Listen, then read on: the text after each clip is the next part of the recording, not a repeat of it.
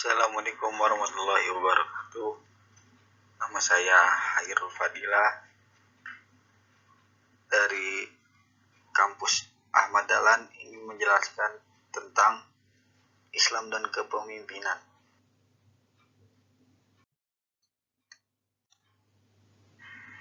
Pengertian: pemimpin adalah seorang yang dapat mempersatukan orang-orang dan dapat mengarahkannya sedemikian rupa untuk mencapai tujuan tertentu.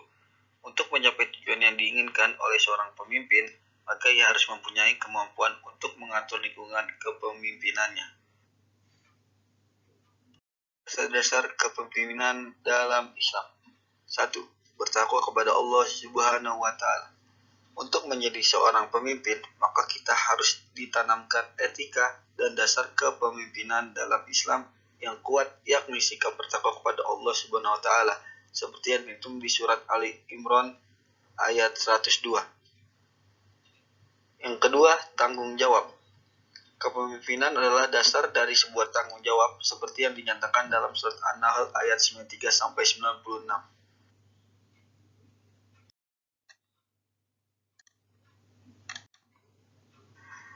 Yang ketiga, musyawarah dan istikharah.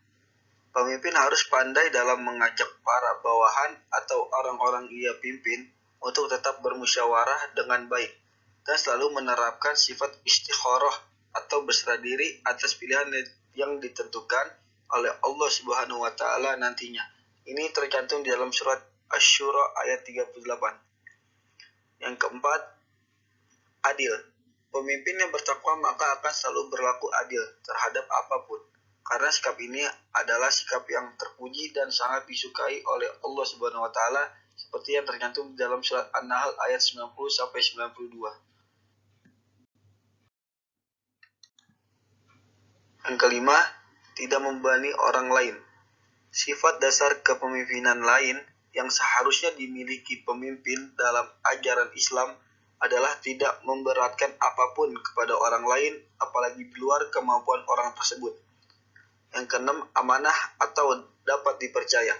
Pemimpin yang seharusnya memenuhi dasar syariat Islam adalah dia yang amanah dan tidak munafik, seperti yang digambarkan di dalam ayat-ayat Al-Quran tentang amanah.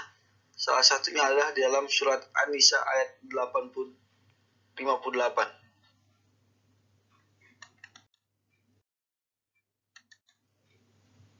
Yang ketujuh, taat kepada perkara yang baik.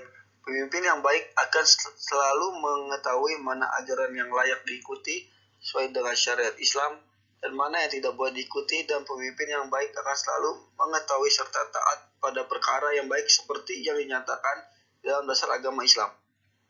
Yang delapan, suri tauladan.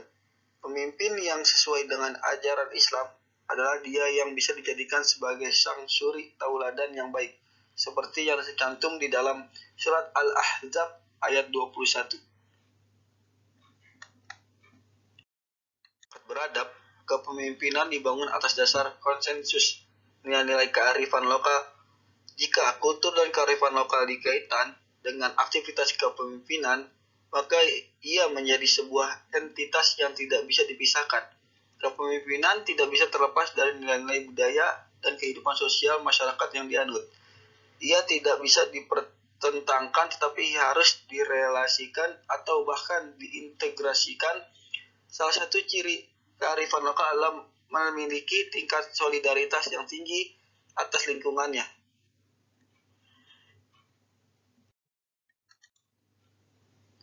Menurut Quraish Shihab, imam dan khalifah, dua istilah yang digunakan Al-Quran untuk menunjuk pemimpin. Kata imam diambil dari kata amma ya ummu yang berarti menuju dan meneladani. Kata khalifah berakar dari kata halafah yang pada mulanya berarti di belakang. Kata khalifah sering diartikan pengganti, karena yang menggantikan selalu berada di belakang atau datang sesudah yang digantikannya.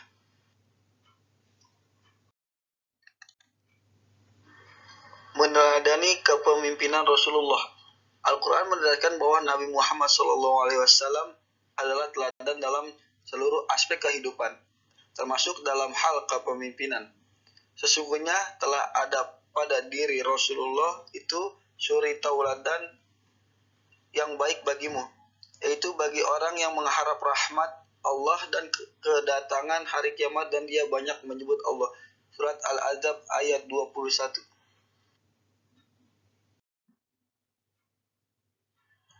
Nabi Muhammad SAW merupakan sosok pemimpin yang paling berpengaruh sepanjang sejarah kehidupan umat manusia.